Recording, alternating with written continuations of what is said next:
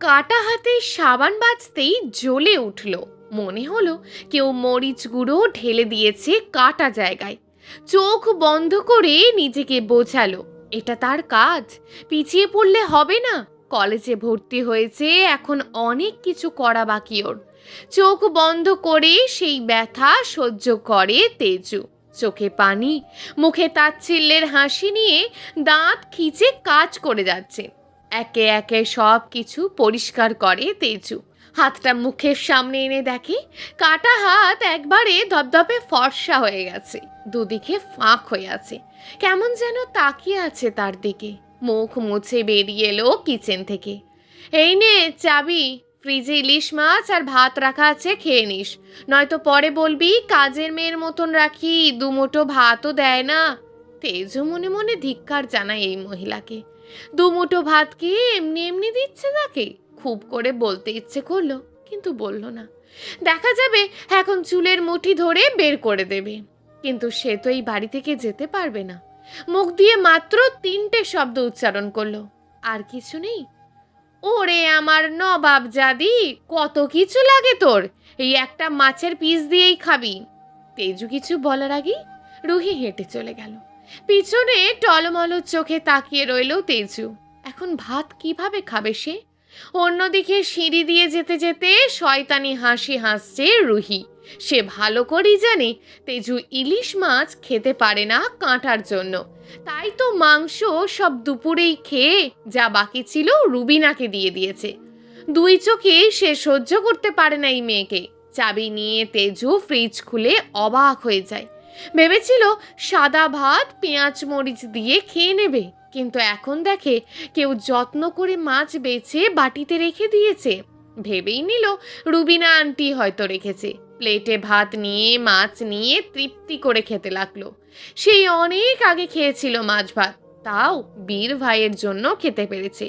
সবসময় ভাইয়া রাতে সবার সাথে খায় না, যেদিন খায় সেদিন মাছ রান্না হলে তেজুকে বেছে প্লেটে দেয়। তা দেখে অবশ্য সবাই মুখ ভেঙায়, কিন্তু বীর ভাইয়ের কিছু যায় আসে না। তেজু ভাত খেয়ে অনেকদিন পর তৃপ্তির ঢেকর তোলে। সোফা থেকে ব্যাগ নিয়ে রুমের উদ্দেশ্যে হাঁটা দেয়। রুমে এসে প্রথমে একটা লাল কলম নিয়ে ক্যালেন্ডারের কাছে যায়। একটা নির্দিষ্ট তারিখে গোলচিহ্ন দেয়। কবে আসবে তার জন্মদিন সেই আশায় আছে। কাজ শেষ করে একটু বারান্দায় গিয়ে বাবা মার স্মৃতিকে দেখে নেয়। তারপর কাপড় নিয়ে ফ্রেশ হতে ওয়াশরুমে চলে যায়। অফিসে পায়ের ওপর পা তুলে বসে আছে বীর। তার সামনে রিহান বসে আছে, সেও একই স্টাইলে বসা। তো ভাই, হঠাৎ করে আমার সাথে দেখা করার ব্যাপারটা কি?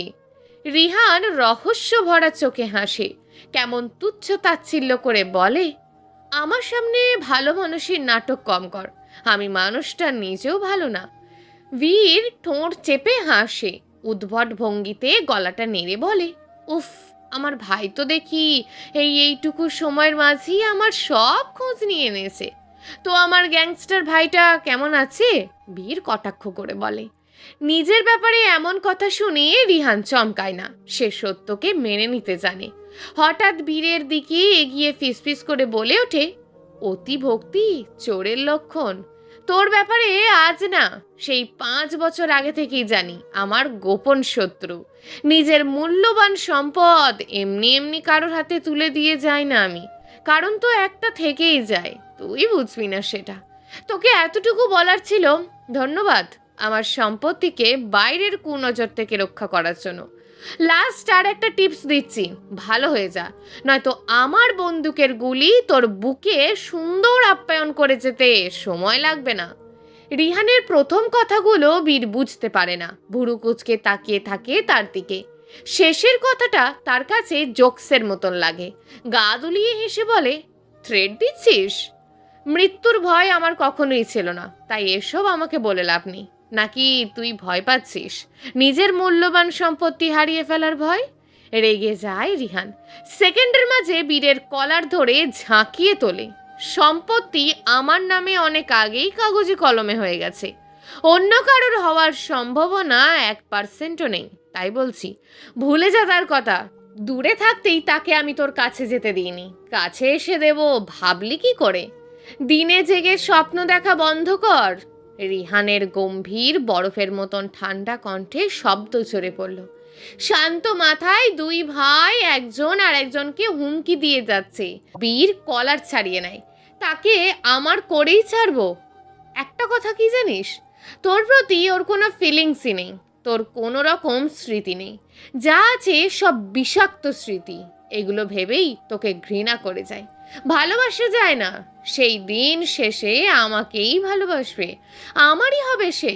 যেই দিন ওই মুখ দিয়ে অন্য কাউকে এই শব্দটা বলবে, সেই দিনই হবে তার পৃথিবীতে শেষ দিন। এমনিতে তুই এখনো বাচ্চা রয়ে গেছিস, তার মস্তিষ্কে বিষাক্ত স্মৃতি তার ভালোর জন্য তৈরি করেছি আমি। মানে বুঝবি না, বাচ্চা তো। আমার সাথে লাগতে আসিস না, রাতের বেলায় সূর্য দেখাবো, মাইন্ডেড। বীরের মাথায় অন্য কথা ঘুরছে। এই রহস্যময় কথার উত্তর সে পরে জানবে ভেবে মুখের ওপর প্রশ্ন ছুড়ে দিল, তুই রাজনীতিতে যাচ্ছিস কেন? মেয়ে পাচার লুটপাট করে টাকা পাচ্ছিস না নাকি? ক্যাসিনোও তো চলছে না মনে হয়। হো হো করে হেসে ওঠে রিহান। কালো তিলযুক্ত ঠোঁট কামড়ে কানের ছোট্ট দুলে হাত বোলাতে বোলাতে বলে, লুটপাট আমার সাথে যায় না। মানুষ নিজে এসে আমার দরজায় টাকা রেখে যায়। আমার যা অর্থ আছে তা দিয়ে 1000 বছর নির্দ্বিধায় চলে যাবে। রাজনীতিতে কেন যাচ্ছি সেটা পরে বুঝবি আমার ভাই। কথা শেষ করে বীরকে কিছু বলতে না দিয়ে ফুল অ্যাটিটিউডে চুলে হাত চালাতে চালাতে বেরিয়ে গেল রিহান। বীর নিজের ছোট্ট ছোট্ট দাড়িতে হাত বোলায়, ভাবতে থাকে শুরু থেকে হিসেব গোলমেলে হয়ে যাচ্ছে। বিকেল 4টে। অভ্র তালুকদার, রিহানের বাবা, টিভির পর্দায় ছলছল চোখে তাকিয়ে আছে। কখন যে হাত থেকে রিমোটটা পড়ে গেছে তার খেয়াল নেই। নিউজে দেখা যাচ্ছে আজকের তাজা খবর, বিশিষ্ট বিজনেসম্যান আরমান চৌধুরীর লাশ পাওয়া গেছে কর্পোরেশন ভবনের সামনে। হঠাৎ এক গাড়ি এসে লাশটা ফেলে রেখে গেছে, কারোর মুখ দেখা যায়নি। পুলিশ তদন্ত করছে। অভ্র চৌধুরীর চোখ বেয়ে দুপোটা পানি গড়িয়ে পড়ল। প্রাণপ্রিয় বন্ধুর এমন মৃত্যু সে মেনে নিতে পারছে না। রিমোট দিয়ে টিভি বন্ধ করে কিচেনের দিকে তাকিয়ে দেখে যার থেকে সে লোকাতে চাইছিল সেই দেখে ফেলেছে। রুহি কিচেন থেকে বেরিয়ে আসছে, তার চোখ দিয়ে অঝরে জল গড়িয়ে পড়ছে। ভাইয়ের মৃত্যু সে মেনে নিতে পারছে না। অভ্রের দিকে এগিয়ে এসে হাত ধরে। অভ্র, এসব কি? সব মিথ্যে। আমার ভাইয়ের কিছু হতে পারে না। কল দাও, চলো এখনই। কান্নায় ভেঙে পড়ল রুহি। অভ্র মাথায় হাত বুলিয়ে কি বলে সান্ত্বনা দেবে ভেবে পেল না। তার মনের মাঝেও তুফান বয়ে যাচ্ছে। ভীষণ ভালোবাসে এই মেয়েকে। বন্ধুর জন্মদিনে গিয়ে এক দেখাতেই প্রেমে পড়ে বিয়ে করেছিল। চোখের পানি মুছে দিয়ে উঠে দাঁড়ালো। এমন সময় রিহান বাড়ি ফেরে। ড্রয়িং রুমে কান্নার শব্দ শুনে তাকালো। কি মনে করে ওপরে চোখ তুলল। ঠিক ধরেছে, তেজু দাঁড়িয়ে আছে দুতলার রেলিং ধরে। দৃষ্টি তার নিচে, তার মায়ের ওপর। হয়তো এখনো রিহানকে খেয়াল করেনি। তেজু এক দৃষ্টিতে তাকিয়ে আছে রুহি আর অভ্রের দিকে। না চাইতেও একটু সহানুভূতি জাগলো। আচ্ছা, এত কিছু করার পরও কি ওদের প্রতি সহানুভূতি জাগা উচিত? নিজেকেই প্রশ্ন করে। তার মাঝে চোখ পড়ে রিহানের উপর। জহুরির চোখে তাকিয়ে নিজের রুমে চলে গেল। সে নিজেও চায় না এই মানুষটার মুখ দেখতে।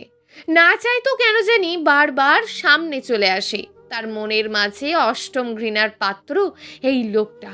রুমে এসে ঢুকে কাটা হাতে নিজেই ওষুধ দিল। বাইরে কান্নার শব্দ থেমে গেছে। হয়তো সবাই চলে গেছে এতক্ষণে। তেজু বাসায় একলা, কেউ নেই। সবাই বড় মার বাপের বাড়ি গিয়েছে, তাকে কেউ বলেনি। তার নিজের যাওয়ারও ইচ্ছে নেই।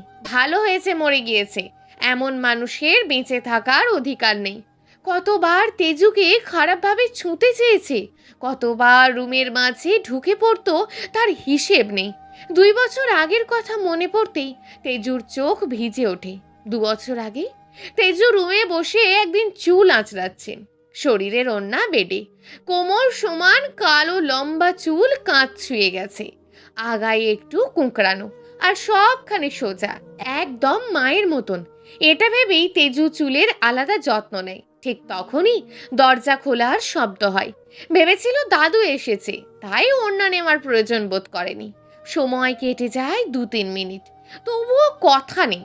হঠাৎ মাথা তুলতেই দেখে আরমান চৌধুরী, সম্পর্কে মামা। তড়িঘড়ি করে বেড থেকে উঠে গিয়ে ওড়না তুলে নেয়, কিন্তু লোকটার দৃষ্টি শরীরের দিকে স্থির। তেজুর বুকের ভিতর ভয় জমে যায়।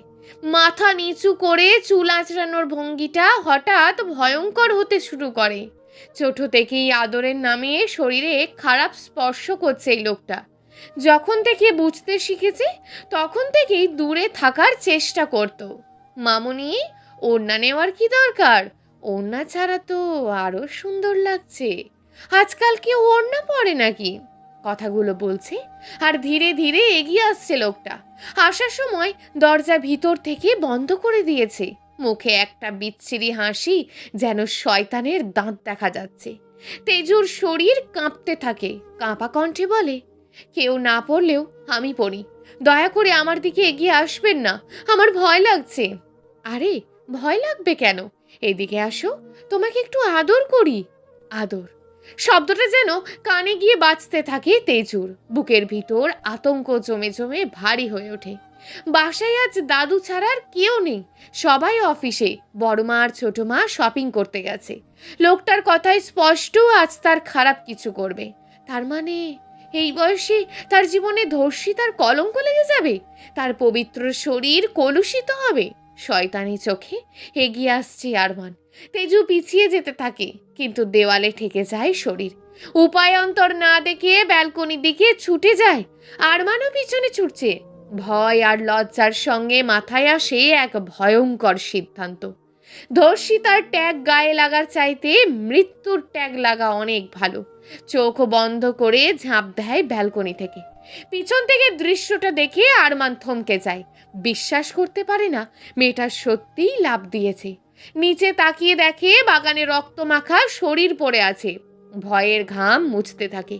তবুও মনে মনে ভাবে, বেঁচে থাকলে একদিন আবারও ধরবো। ঠাস করে পড়ার শব্দ কানে আসে কাসপিয়া চৌধুরীর। সাথে থাকা রুবিনাও দৌড়ে আসে। বাগানের ডান দিকে গিয়ে রক্তমাখা মুখ দেখে আঁতকে ওঠে। চেনার উপায় নেই কার শরীর, তবে কাপড় দেখে চিনতে দেরি হয় না, আর এটা তেজু। কান্না করতে করতে ছুটে আসে তারা। ঠিক তখনই গাড়ি এসে দাঁড়ায়। বড় বউ ছোট বউ এসেছে। রুহি গাড়ি থেকে নেমে সবাইকে জড়ো হতে দেখে। সামনে এগিয়ে এসে তেজুর রক্তাক্ত শরীর দেখে হকচকিয়ে যায়। এক ঝটকায় চিৎকারে ফেটে পড়ে। আশেপাশের লোকজন দৌড়ে আসে। তেজুকে হাসপাতালে নিয়ে যাওয়া হয়। বর্তমানে পুরো 4 মাস বেড রেস্টে ছিল তেজু। হাত পার কোমরের হাড় ভেঙে গিয়েছিল। ভয়ঙ্কর ব্যথায় সারা শরীর নীল বর্ণ ধারণ করেছিল। নড়াচড়া করতে পারতো না। এক পাশ থেকে অন্য পাশে ফিরতে হতো নার্সদের সাহায্যে। কেউ সেদিন তার চিৎকারকে নিয়ে কটূক্তি করেনি। উল্টে সবাই পাগলের মতন তার চিকিৎসার জন্য ব্যস্ত হয়ে পড়েছিল। এমনকি বিদেশেও পাঠানো হয়েছিল তার কোমরের হাড়ের চিকিৎসা করার জন্য। সেই দিন তেজুর মাথায় প্রশ্ন জেগেছিল, মানুষগুলো কি সত্যিই এত ভালো, নাকি সবই লোক দেখানো?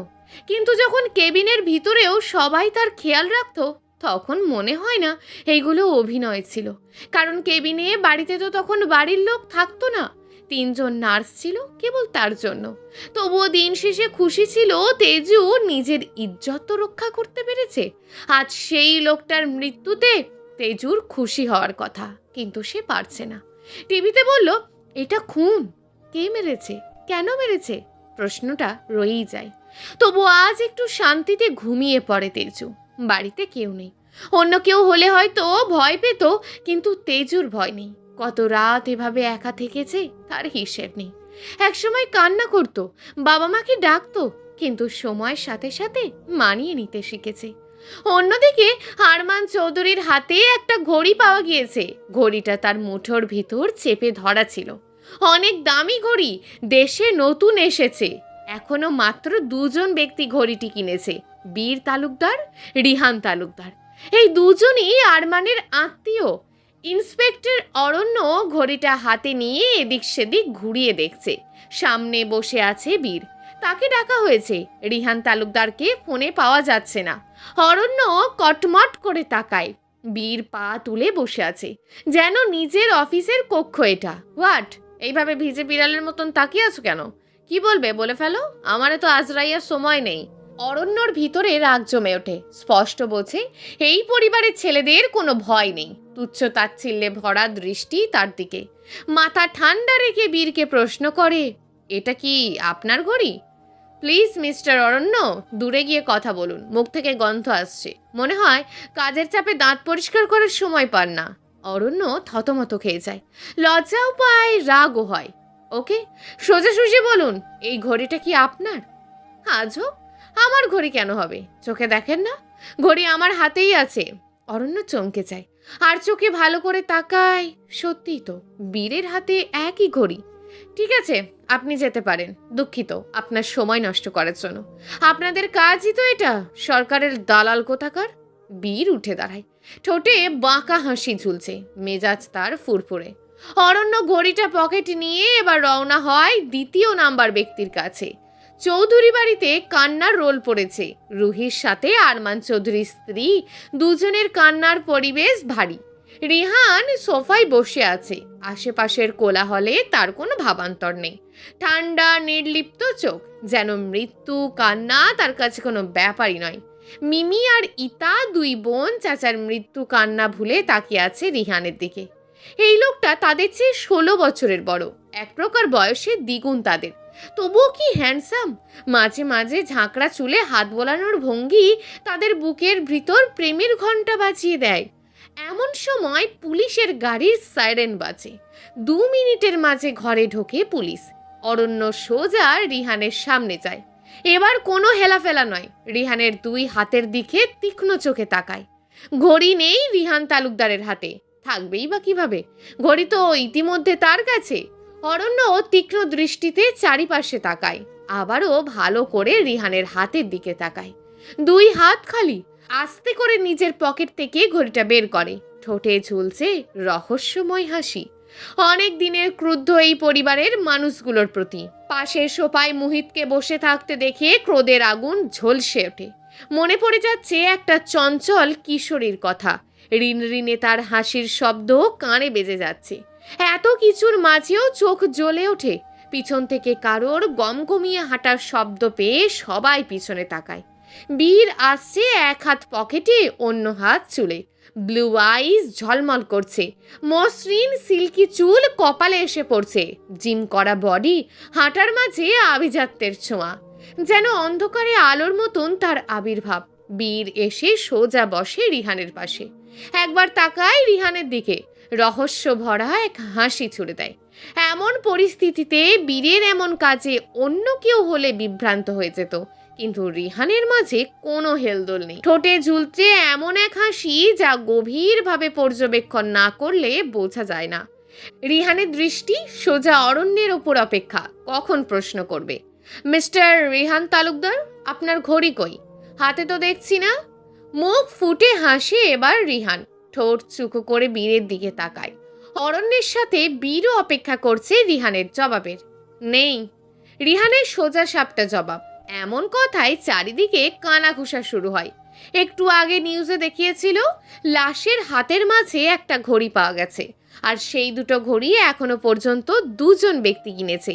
একজনের তো আছে, তাহলে কি রিহান খুনি? রুহি ভয়ঙ্কর চোখে ছেলের দিকে তাকায়। শাড়ির আঁচল মাথায় নেই, গড়িয়ে যাচ্ছে ফ্লোরে। না চাইতেও মনের মাঝে কুচিন্তা আছে। তার ছেলের হাবভাব দেখে বুঝেছে ভীষণ রকম চতুর ছেলে, এক কথায় ঠান্ডা মাথায় খুনি। রিহার নির্লোভ চোখে মায়ের দিকে তাকায়। মায়ের কান্না মাখা চোখ তার উপর কোনো প্রভাব ফেলতে পারছে না। মুখ ফিরিয়ে নেয়। এটা কি আপনার? নিজের ঘড়িটা এগিয়ে দেয় অরণ্য। রিহান সেটা ছুঁয়েও দেখে না, এক লাথি মেরে ফেলে দেয় মিনি টেবিলের থেকে ফ্লোরে। রিহানের এমন কাজে সবাই হতবম্ব। বীরের কপালে ভাঁজ পড়ে। রিহানের মতিগতি বুঝতে পারছে না, চাইছেটা কি সে? হোয়াট দ্য হেল, এটা কেমন বিহেভিয়ার? আপনাকে ঘড়িটা দেখার জন্য দিয়েছিলাম। So what? অন্যের ইউজ করা জিনিস স্পর্শ করতে ঘৃণা লাগে আমার। আপনি কি ঘুরিয়ে পেঁচিয়ে বলতে চাইছেন এটা আপনার ঘড়ি না? রিহান মাথা ঝাঁকায়, বরফের মতন শীতল কণ্ঠে বলে ওঠে, আই লাইক ইট। তোমার বুদ্ধিমত্তা আমার ভীষণ পছন্দ হয়েছে, কিন্তু সেটা ভুল জায়গায় অ্যাপ্লাই করে ফেলেছ। ঘড়ি আমার কাছেই আছে, এটা আমার ঘড়ি হওয়ার প্রশ্নই ওঠে না। তাই নাকি মিস্টার রিহান তালুকদার? তো আপনার ঘড়িটা একটু দেখান। রিহান উঠে বীরের দিকে যায়, ঠান্ডা চোখে তাকায়, আস্তে করে হাত থেকে ঘড়িটা খুলে নেয়। এই যে আমার ঘড়ি, প্রমাণস্বরূপ আমার নামের ওয়ার্ড আর ফর রেহান, খোঁজ নিয়ে দেখতে পারেন, এটাই আমার ঘড়ি। ঘড়ি আপনারটা আর এটা সেম হলেও একটু পার্থক্য আছে। সব এক হলেও ঘড়ির মাঝে ছোট্ট দুটো নামের অক্ষর থাকে। আমি সেটা নিজের নামে নিয়েছিলাম। বিস্ময়ে চোখ বড় বড় হয়ে যায় সবার। এটা যদি রিহানের ঘড়ি হয়, তাহলে বীরের ঘড়িটা কোথায়? হিংস্র চোখে তাকিয়ে আছে বীর, মনের মাঝে ভয় কুঁড়ে খাচ্ছে। তবে কি কোনো ভুল কিছু হয়ে গেল? রিহান কাউকে কিছু বলার সুযোগ না দিয়ে পকেট থেকে আর একটা ঘড়ি বের করে, এগিয়ে দেয় বীরের দিকে। ঘড়ি দেখে চমকে যায় বীর, এটা তার ঘড়ি। বি বড় বড় অক্ষরে লেখা আছে, সাথে পাশে ছোট্ট করে একটা টি, যা লাভ শেপের মাঝে। গলা কাঁপে বীরের, কাঁপা হাতে ঘড়ি নিয়ে হাতে পড়ে। বুঝতে পারে ভুল করে ফেলেছে সে। অতিরিক্ত তাড়াহুড়োয় রিহানের ঘড়ি পরে ফেলেছে। অরণ্য কিছুই বুঝতে পারছে না। একবার এর ঘড়ি তো আর একবার ওর ঘড়ি, হচ্ছেটা কি? দুজনেরই যদি ঘড়ি থাকে, তাহলে খুন করেছে কে? বুঝতে পারছেন না মিস্টার অরণ্য চৌধুরী? আমি ক্লিয়ার করে দিচ্ছি। কালকে ভুল করে আমাদের দুই ভাইয়ের ঘড়ি চেঞ্জ হয়ে গিয়েছিল। এখানে আমরা কেউই আপনার আসামি না। এখন আপনি সসম্মানে যেতে পারেন, নয়তো ঘাড় ধাক্কা দিয়ে কিভাবে বের করতে হয় আমার জানা আছে। অপমানে মুখ ভোতা হয়ে যায় অরণ্যর, কিন্তু তার কাছে সন্দেহ রয়ে যায়। এই পরিবারে গন্ডগোল আছে। ভারী চোখে একবার মুহিতের দিকে তাকায়। একদিন সেই পরিবারের মানুষটাকে দেখে নেবে। তার খুব যত্নের সঙ্গে গড়ে তোলা মানুষটাকে ভাঙার কারিগর এই লোকটা।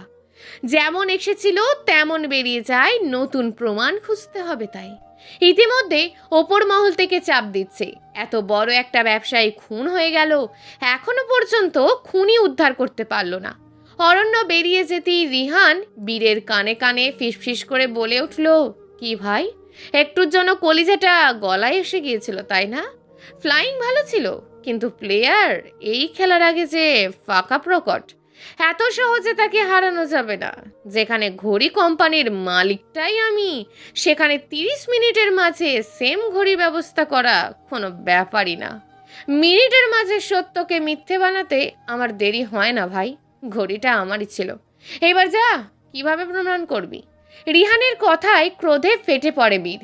এত কষ্টের ফ্লাইং নষ্ট হয়ে গেল। অনেক বেশি দ্রুত রিহান তালুকদার, সেটা আগে বোঝা উচিত ছিল। রিহান শীষ বাজাতে বাজাতে বেরিয়ে যায়। বাড়ি যেতে হবে, কিছু হিসেব বাকি আছে। নিজের রুমে অনেক আরামে ঘুমাচ্ছে তেজু। অনেক বছর পর এই শান্তির ঘুম ঘুমাচ্ছে সে। রিহান ধীরে ধীরে দরজা খুলে ঢোকে, শান্ত চোখে তাকায় ওই মায়া ভরা মুখে। সেটা এখন চাঁদের আলোয় ঝলমল করছে। হিংসা হয় খুব। দেরি না করে জানালার পর্দা টেনে দেয়। যেই শরীরে এখনো তার স্পর্শ বিচরণ করেনি, সেই শরীরে কি করে তার আগে চাঁদের আলো বিচরণ করবে? এটা তো সে হতে দেবে না। নিঃশব্দে গিয়ে তেজুর পাশে বসে, একটু হেলে মুখের ওপর ঝুঁকে কপালে কাটার দাগে চুমুকায়। এই চিহ্ন তৈরি করার মালিক সে। শাস্তি দিয়েছিল, একটা ছেলের সাথে ধাক্কা খাওয়ার শাস্তি। চুমু দিয়ে ঠোঁটটা তেজুর কানের পাশে নিয়ে যায়। তেজ, আমার তেজ, কত বছর পর তুই এই শান্তির ঘুম দিচ্ছিস জান। কথা দিচ্ছি, আজ থেকে প্রতিদিন এমন শান্তির ঘুম দিবি। ফিস ফিস করে বলে কথাগুলো, ভারী কিন্তু গম্ভীর স্বরে বলে। নিজের সবটা দিয়ে রেহান চেষ্টা করে নরম করে কথা বলার, কিন্তু তার দ্বারা হয় না। এই মায়াময় মুখে তাকাতেই ঠোঁট কাঁপে, সাথে বুকের মাঝে অস্থির অনুভব করছে। রিহান তালুকদার সামান্য এক মেয়ের পাশে ঘেঁষতে কাঁপছে। মানুষ শুনলে হাসবে। যাকে সবাই ভয় পায়, আজ তার ভয় লাগছে। কেউ জেগে যাওয়ার ভয় পাচ্ছে। ঘুমের মাঝে কানের পাশে গরম নিঃশ্বাসের অস্তিত্বের আভাস পাচ্ছে তেজু। ঘুমের রেশ এত ভারী যে চোখ খুলতে পারছে না। খুব করে অনুভব করছে কারণ মায়া ভরা স্পর্শ। কত বছর পর তাকে কেউ এত মায়া নিয়ে যত্ন সহকারে কপালে আদর করে দিল। দেখতে ইচ্ছে করছে সেই ব্যক্তিকে। রিহান কাঁপা কাঁপা হাতে তেজুর জামা ওপরে তোলে। জামা ওপরে উঠতেই দেখতে পায় লম্বা একটা দাগ পায়ে। অদ্ভুতভাবে তার চোখ জ্বলে ওঠে। গ্যাংস্টার রূপে তার রাজ্যে সবাই জানে রিহান তালুকদার মানে এক পাষাণ লোক, যার মাঝে মন নেই, হৃদয় নেই, নেই কোনো অনুভূতি। কিন্তু এটা তো ভুল। তার ছোট্ট একটা মন আছে, অনুভূতি আছে, যা এই মেয়েকে ঘিরে। সেইখানে কারোর প্রবেশ নিষিদ্ধ, তাই তো কেউ বুঝতে পারে না। রিহান হাত দিয়ে জায়গাটা ছুঁয়ে দেয়, ঠোঁট কামড়ে ধরে, চোখ থেকে টুপ টুপ করে গড়িয়ে পড়ে বৃষ্টির ফোঁটার মতন এক এক বিন্দু পানি। কাঁপতে থাকা ঠোঁট দিয়ে চুমু দেয় সেই স্থানে। এটা সেই চিহ্ন যা তার তেজ নিজের সম্মান সতীত্ব রক্ষা করার জন্য নিজেই তৈরি করেছিল। নিজের সম্মান বাঁচাতে একবারও মৃত্যুর মতন জিনিসকে গ্রহণ করতে দুবার ভাবেনি। সেই স্থানে হাজারো চুমু দিয়ে ভরিয়ে দেয়। তেজু সব অনুভব করছে, হাজার চেষ্টা করছে চোখ খুলতে, সে দেখতে চায় কে এই ব্যক্তি, কিন্তু পারে না। ঘুম পড়ি তাকে জেঁকে ধরেছে। রিহান শেষবারের মতন কানের কাছে চুমু খেয়ে তেজুর উদ্দেশ্যে বলে, বউ জান, একদম এই জামাইজানকে ভুল বুঝবি না। মনে রাখবি, আমি সব কিছু তোর ভালোর জন্য করছি। তোকে তোর নামের মতন হয়ে উঠতে হবে। খুব শখ আমার, আমার দেওয়া নামে তোর রূপ দেখার। শরীরে দেখি খুব চর্বি এসে গেছে তোর। তুচ্ছ তাচ্ছিল্যে ভরা এমন কথায় হাতে থাকা পাউরুটিটা পড়ে যায় তেজুর। কান্নাগুলো গিলে নেয়। এই 4 দিন অনেক ভালো ছিল, আজ থেকে আবারও শুরু এই যন্ত্রণা। মুখ কালো করে পাউরুটিটা রেখে কিচেনের উদ্দেশ্যে হাঁটা দিলেই রুহি হাত ধরে নিচের দিকে টেনে মুখ চেপে ধরে, আর এক হাতে চুলের মুঠি শক্ত করে ধরে ক্রুদ্ধ হয়ে বলে, সব সময় মুখটাকে এমন অন্ধকার রাখবি? তোর খুশি খুশি মুখ দেখলেই আমার ভিতর জ্বলে যায়, ইচ্ছে করে অ্যাসিড ছুঁড়ে মারতে। আমার ভাই মারা গেছে, একটু দেখতে যাসনি? খুব খুশি তাই না? কেমন আনন্দে নেচে বেড়াচ্ছিস, পা আমি ভেঙে দেব। কথাগুলো বলেই ধাক্কা মারি। রুহির কণ্ঠে যে অপমান আর ক্ষোভ, তা বাতাসে কাঁটা ভেদ করে ছড়িয়ে পড়ে। তেজুর সাদা মুখটা পাল্টে লাল বর্ণ ধারণ করে, সোজা গিয়ে পড়ে টেবিলের কোণায়। কপালে ব্যথা পায়, হাত দিতেই তরল কিছুর আভাস পায়। সামনে এনে দেখে রক্ত। দাঁত চেপে সহ্য করে, ভাবেনি আজ বড়মা চলে আসবে, তাই তো একটু টেবিলে বসে আয়েশ করে জ্যাম পাউরুটি খাচ্ছিল। সকাল থেকে বাড়ির সবার জন্য নাস্তা বানিয়েছে, খিদে লাগায় একটু মুখে দিচ্ছিল, তার মাঝে এমন কথা। তেজু চুপচাপ উঠে যায়। টকটক করে শব্দে সামনে তাকিয়ে দেখে রিহান তালুকদার আসছে, যে কিনা তার নামে মাত্র স্বামী। এতক্ষণ যতটা ভয় পেয়েছে, এখন আরও বেশি ভয় পায়। ছোটবেলার কথা মনে পড়ে যায়, কত রকম ভাবে অত্যাচার করেছে। পা কাঁপছে, হৃদয়টা যেন গলায় আটকে দড়ি লাগানো। তাড়াতাড়ি করে উঠে কিচেনের উদ্দেশ্যে চলে যায়। সিঁড়িতে দাঁড়িয়ে সব দেখছে রিহান, ভীষণ রেগে যায়। দুমদাম পা ফেলে টেবিলে গিয়ে বসে। প্রথমবারের মতন লোক সমক্ষে তেজুর নাম ধরে ডাকলো, তেজ, গরম গরম কফি নিয়ে আয় আমার জন্য, খিদে পেয়েছে। এমন চিৎকারে রুহির সাথে তেজুও চমকে ওঠে। তেজ নামটা বারবার কানে বাজে। এই জীবনে নিজের থেকেও বেশি এই নামটাকে ঘৃণা করে। কেন এই লোকটা তাকে তেজ বলে ডাকে? কেন ডাকছে তাকে? সে তো নিজেই তার সামনে যেতে চায় না। আমার ছেলে কি বলছে শুনিসনি? এমন মূর্তির মতন দাঁড়িয়েছিস কেন? তোকে কি সাজিয়ে রাখার জন্য ঘরে রেখেছি? তাড়াতাড়ি কফি দিয়ে আয়।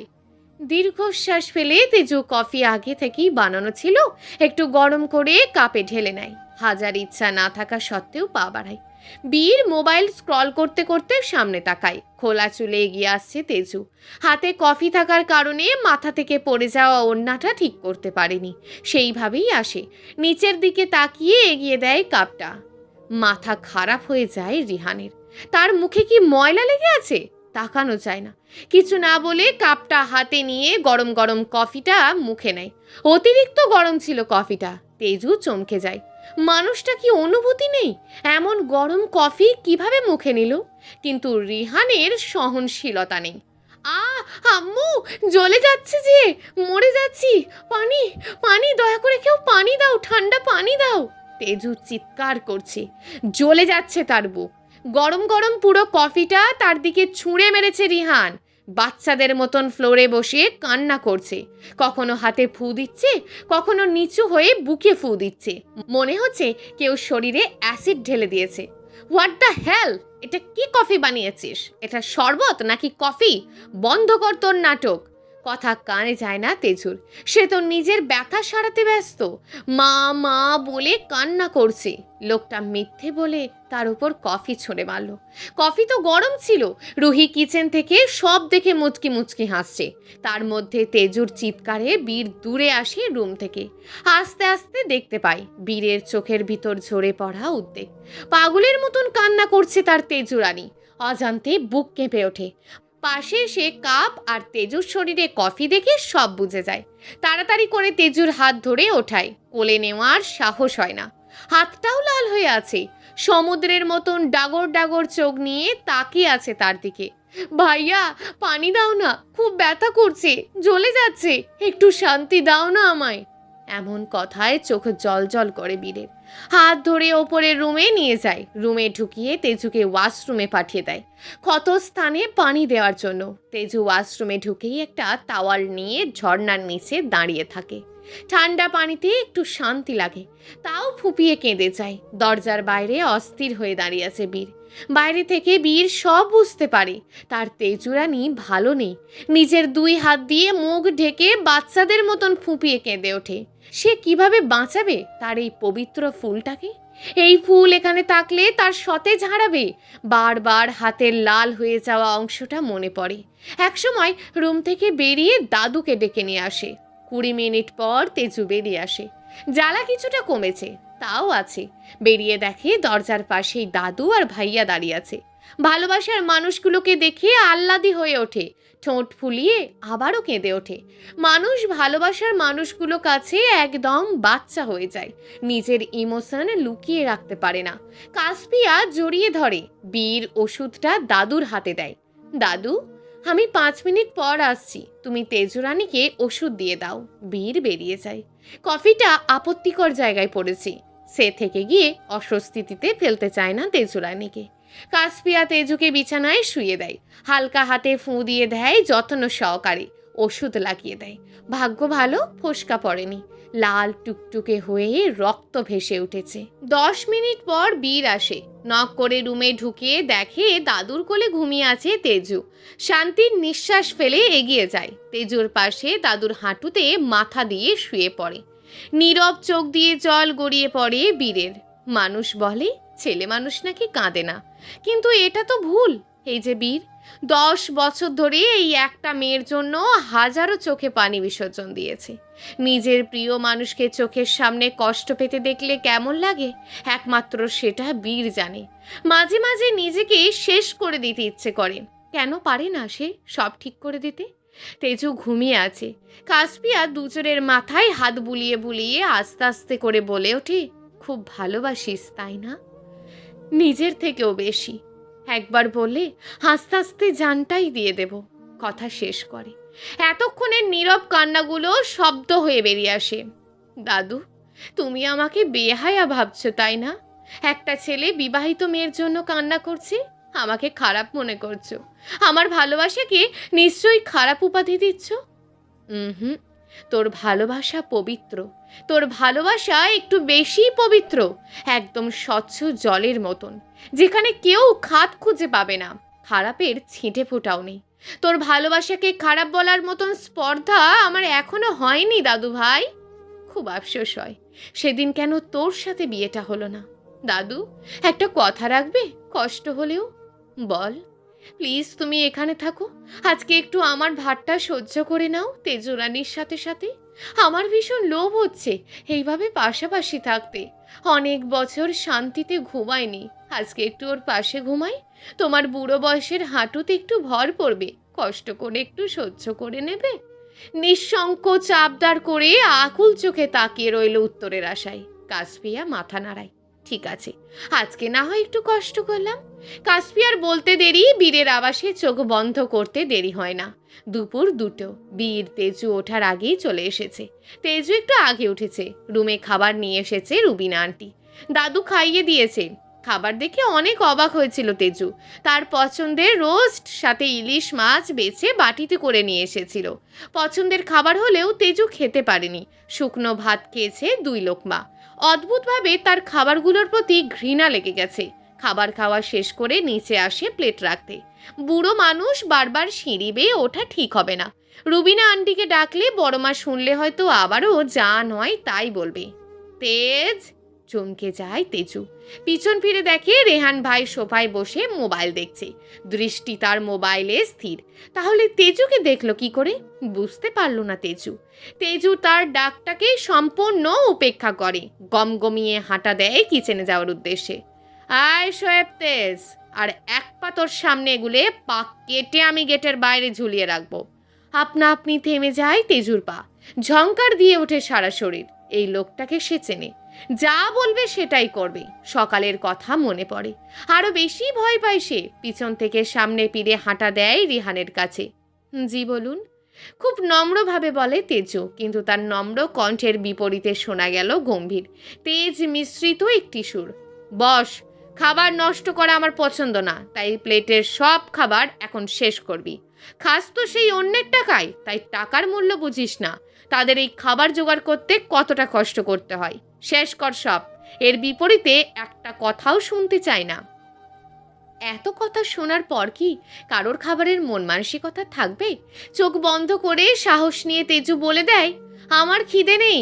ঠাস করে শব্দ হয়। হাতের মোবাইলটা আছড়ে মেরেছে রিহান। হাত চেপে ধরে তেজুর। ব্যথার চোখ বন্ধ করে ফেলে। পুড়ে যাওয়া হাত ধরেছে। এক কথা আমার দুবার বলা পছন্দ নয়, কসম তোর। আর একবার যদি বলতে হয় এই খাবার কুকুরকে দিয়ে চেটে তোকে খাওয়াবো। এবার কি করবি ভেবে নে। বিস্ময় চোখে তাকায় তেজু। ভয়ে শুকনো ঢোক গিলছে। কুকুর দিয়ে চেটে খাবে মানে? রেহান হাতছাতি প্লেট এগিয়ে আনে নিজের দিকে। ইচ্ছে না থাকা সত্ত্বেও ছোট ছোট লোকমা করে মুখে পুরে দেয়। চোখে পানি, মুখে ভাত। অদ্ভুত সুন্দর লাগে রিহানের কাছে। রিহান চোরা চোখে স্থিরভাবে তাকিয়ে আছে। 1 ঘন্টা ধরে 3 পিস ইলিশ মাছের কাঁটা বেছেছে সে এই মেয়ের জন্য। সেখানে এই মেয়ে তা খাবে না বলছে? এটা কি করে হয়? যেখানে নিজে মাছ খায় না, মাছের সম্পর্কে আইডিয়া নেই, সেই মানুষটা এত কষ্ট করে মাছের কাঁটা বেছেছে, তা যদি কেউ হেলাফেলা করে তাহলে কিভাবে সহ্য করবে রিহান? 10 মিনিটের ভিতর তেজু সব শেষ করে ফেলে। বমি আসছে বেশি খাওয়ার কারণে। তেজু ঘৃণার চোখে তাকায়। এই জীবনে এই মানুষটাকে সে মাফ করবে না। ছোট থেকে কষ্ট দিয়ে আসছে, নিজের জীবনের চাইতেও বেশি ঘৃণা করে। বাটি নিয়ে চলে যায় কিচেনে। নিজের বউকে কখনো কাঁদাবেন না। হাজারো হারামজাদা বসে আছে চোখের পানি মুছে দেওয়ার জন্য। পিছন থেকে শামীমের এমন কথায় ভুরু কুঁচকে ফেলে রিহান। তাকিয়ে দেখে শামীমের চোখ সিঁড়ি দিয়ে আসা বীরের দিকে। বুঝতে পারে কেন কথাটা বলেছে। সেই হারামজাদাগুলোকে পিস পিস করে কেটে কেটে বুড়িগঙ্গা নদীতে ফেলবো। কিচেনে এসে বমি করে দেয় তেজু। কেন যেন মাছ ভাতগুলো তার পেটে থাকতে চাইছে না। বমি করে শেষ পর্যন্ত চলেই আসে। একটু শান্তি লাগে এখন তেজুর। চলবে গল্প তেজু, লেখিকা সাথী। প্রিয় দর্শক বন্ধুরা, এই গল্পটি চলমান এবং এখনও বেশ কয়েকটি পর্ব দেওয়া হবে। পরবর্তী পর্বগুলো নিয়মিত পেতে আমাদের চ্যানেলটিকে অবশ্যই সাবস্ক্রাইব করে রাখবেন। দেখা হবে পরবর্তী ভিডিওতে। ততক্ষণ ভালো থাকুন, সুস্থ থাকুন এবং নিজের পরিবারের খেয়াল রাখুন। ধন্যবাদ।